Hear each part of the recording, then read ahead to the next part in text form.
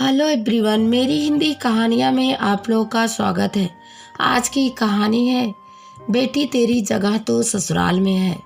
कहानी अगर पसंद आए तो वीडियो को लाइक, सब्सक्राइब, कमेंट ज़रूर करना। चलिए कहानी शुरू करते हैं। मोबाइल फ़ोन तो रेखा की दुनिया ही बदल दी है।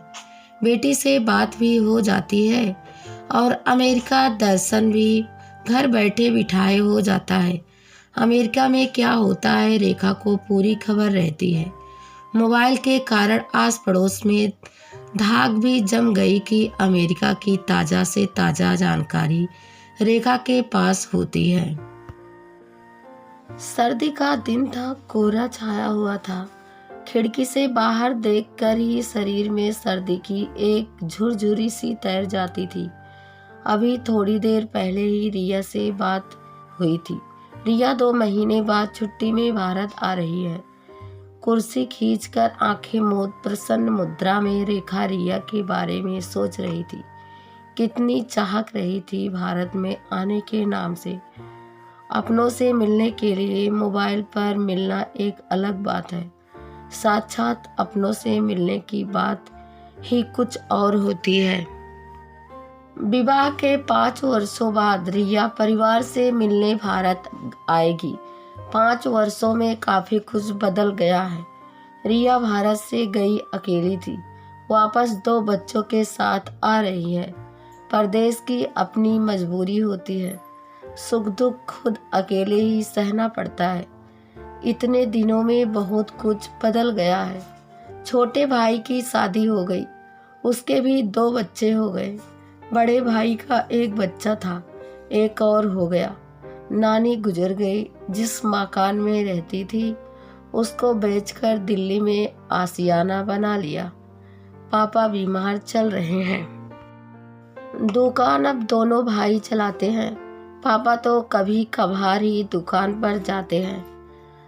पंजाब का एक छोटा सा शहर है राजपुरा, जहाँ रिया का जन्म हुआ। पली बढ़ी पढ़ाई में मन लगता नहीं था, बस जैसे तैसे 12वीं पास कर पाई।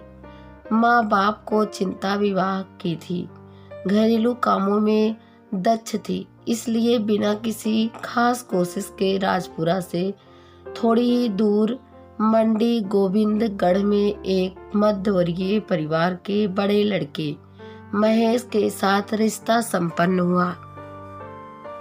महेश के पिता सरकारी कर्मचारी थे। महेश एक किराना स्टोर चलाता था।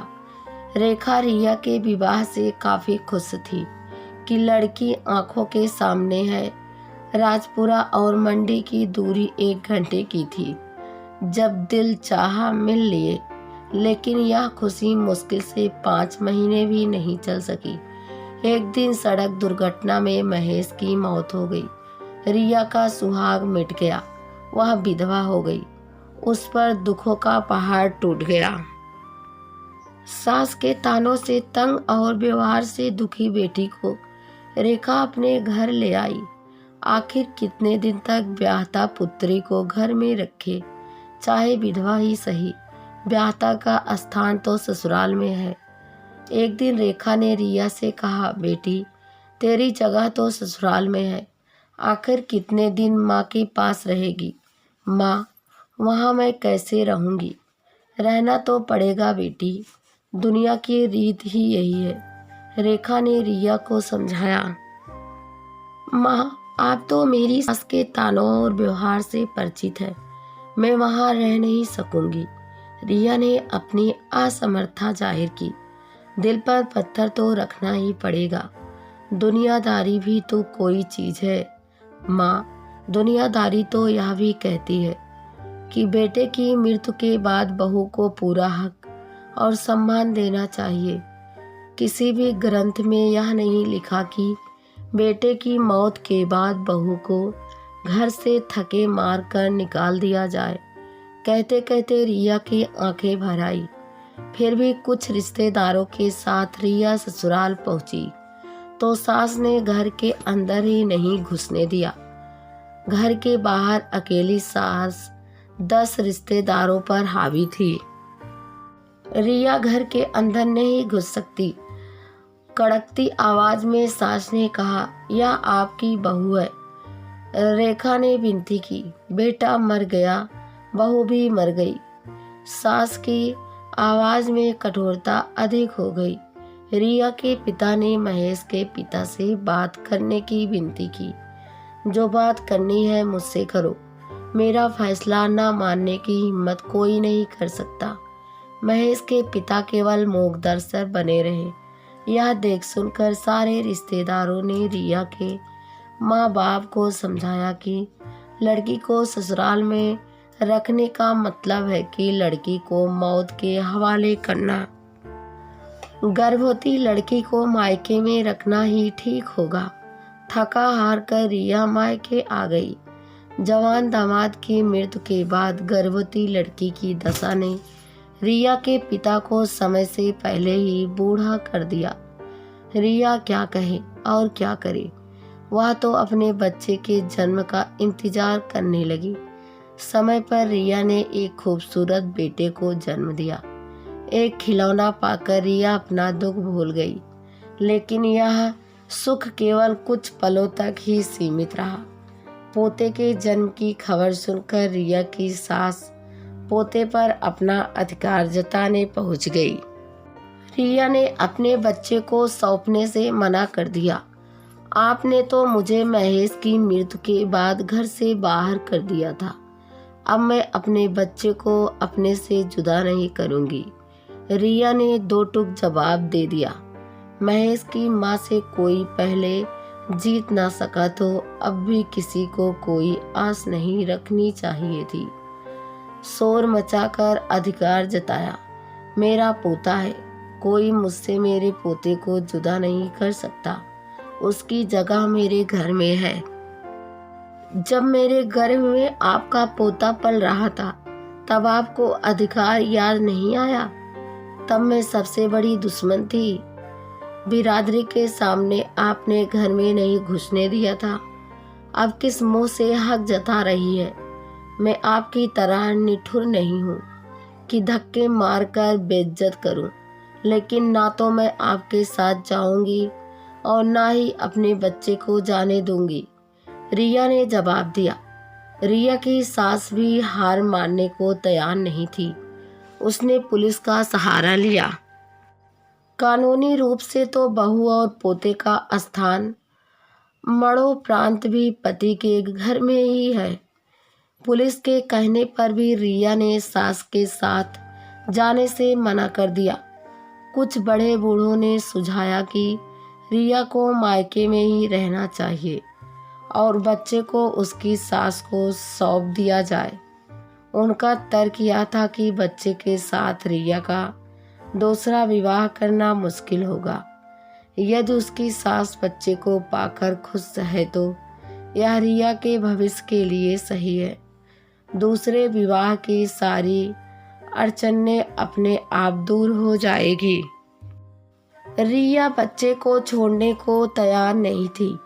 फिर बड़े बूढ़ों के समझाने पर वह बच्चे को अपने से जुदा कर सास को देने को तैयार हो गई। सारी उम्र अकेले बच्चे के साथ बिताना कठिन है। माँ बाप भी कब तक साथ रहेंगे? जीवन साथी तो तलाशना होगा। उसके और बच्चे के भविष्य के लिए बलिदान अवश्य है। कलेजे पर एक सिला रखकर रिया ने बच्चा सास के सुपुर्द कर दिया। सास को रिया से कोई मतलब नहीं था। उसे तो वंश चलाने के लिए वारिस चाहिए था, जो मिल गया। जहाँ चाह वहाँ राह। रिया के लिए बर की तलाश शुरू हुई। अमेरिका में रह रहे एक विधुर से रिश्ता पक्का हो गया।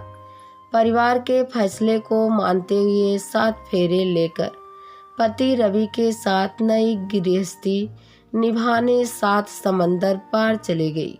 समय सभी जख्मों को भर देता है। धीरे धीरे वह अपना अतीत भूलकर वह नई दुनिया में व्यस्त हो गई। अपने अंश की जुदाई की याद आती तो कभी व्यक्त नहीं करती थी। एक बच्चे की जुदाई ने अब 2 बच्चों की मां बना दिया। माँ से अक्सर फोन पर बातें हो जाती थी। तो ऐसा लगता था कि आसपास बैठकर बातें कर रही है। वैसे तो कोई कमी नहीं खटकती थी। उदासी, मजबूरी, सुख और दुख में अपनों से दूर जरूर परेशान करती थी। समय हवा के झोंकों के साथ उड़ जाता है। आज रिया अपने पति रवि और 2 बच्चों के साथ मायके आई तो माँ बेटी गले मिलकर आत्मविभोर हो गए। बच्चों को देखकर रेखा ने प्यार से पुचकारते हुए कहा, रिया, बच्चे तो एकदम गोरे चिट्ठे हैं। हंसते हुए रिया ने कहा, बोलते भी अंग्रेजी ज़्यादा हैं, एकदम अमेरिकन अंग्रेजी बोलते। देख हैरान परेशान होकर रेखा ने पूछा, हिंदी नहीं जानते? समझ सब लेते हैं पर बोलते नहीं हैं। आपकी सब बात समझ लेंगे, रिया ने कहा। सर्दियों के दिन थे। रेखा और रिया दोपहर में फुर्सत के समय धूप सेकते हुए बातें कर रही थी।